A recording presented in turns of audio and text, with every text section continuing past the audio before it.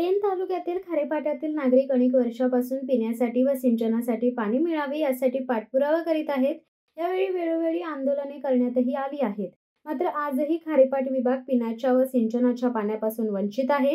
हेटवणे धरणाच्या पाण्यासाठी खारेपाट्यातील महिला आक्रमक झाल्या असून मंगळवार दिनांक 11 मार्च रोजी धरणावर जाऊन पाणी भरण्याचा निर्णय त्यांनी घेतलाय।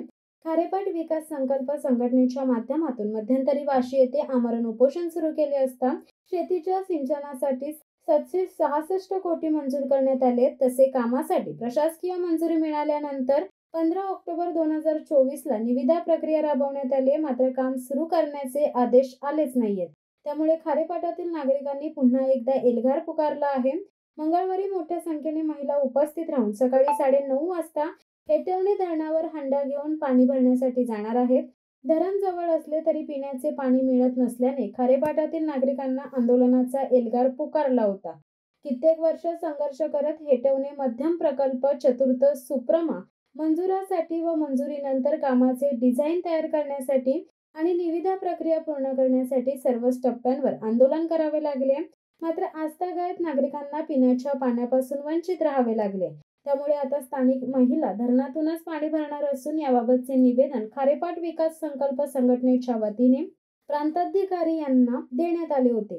यावेळी प्रकाश माळी, नंदा म्हात्रे, राजन जेमसे, हेमंत पाटील, अभिमन्यू म्हात्रे, अजित पाटील, संतोष ठाकूर, बळीराम म्हात्रे, जितू ठाकूर, प्रसाद पाटील, महेंद्र ठाकूर, CR म्हात्रे, ग्रामस्थ महिला उपस्थित होत्या। शिवसत्ता टाइम्स न्यूज ब्युरो पेण। आम्ही हंडा पाणी घेतल्याशिवाय पुढे जाणार नाही आहोत।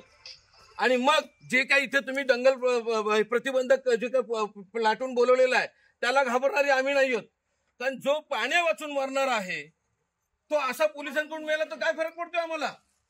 त्यामुळे तुम्हाला विनंती आहे की तुम्ही आम्हाला सौजन्याने तिथे जाऊ द्यात, आम्हाला पाणी घेऊ द्यात। आमच्या हक्काचं पाणी आहे, आम्ही कोणाच्या दुसऱ्याच्या हक्काचं पाणी मागत नाही। जमिनी आमच्या, सगळं पैसा आमचा, सगळं आमचं आणि पाणी दुसऱ्याला देणार। आणि त्यातही आमचे लोकप्रतिनिधी मूग गिळून बसत असतील तर लाज वाटते मला अशा लोकप्रतिनिधींचा। लोकप्रतिनिधींना हा प्रश्न अधिवेशनात मांडण्यासाठी आम्ही आमसभेत दिला होता। इथले जे आमदार आहेत रविशेठ पाटील यांना लेखी निवेदन दिले आम्ही। मागच्या आंदोलनाला त्यांनी सांगितलं होतं की मला कोण सांगत नाही, मला कोण बोलवत नाही। शेवटी यावेळेस आम्ही त्यांना लेखी दिलं मध्ये हा प्रश्न उपस्थित करा। पुन्हा हा प्रश्न तारांकित मध्ये श्रीरामपूरचे आमदार आहेत हेमंत ओगले यांनी शेवटी त्याची मागणी केली आहे की मला या विषयावर चर्चा करायची आहे। बाहेरचे आमदार या विषयावर बोलत असतील, आमसभेमधले इथले राज्यसभा खासदार बीजेपीचे धैर्यशील पाटील हे सांगतात याला मंजुरीच मिळालेली नाहीये। अरे तुम्ही धरणाच्या तोंडापाशी राहताय, इथून फक्त 1 किलोमीटरवर तुम्ही राहताय। या धरणाची काय परिस्थिती तुम्हाला माहिती नाहीये। राजीनामे देऊन टाका। तुम्ही कशासाठी तिथे लोकप्रतिनिधी म्हणून मिरवताय? जर इतक्या मोठा पाण्याचा प्रश्न तुम्हाला माहित नाही, आमचा तर तुमच्यावर आरोप आहे की हे पाणी न मिळू देण्यामागे तुम्हीच आहात। कारण एकही पत्र तुम्ही इतक्या वर्षामध्ये दिलेलं नाहीये इरिगेशन खात्याला। शिवसत्ता टाइम्स न्यूज ब्युरो पेण। दे धडक बेधडक वृत्त देणाऱ्या आपल्या शिवसत्ता टाइम्स न्यूज चॅनलला लाल बटन दाबून सबस्क्राईब करा आणि बेल आयकॉनला क्लिक करायला विसरू नका।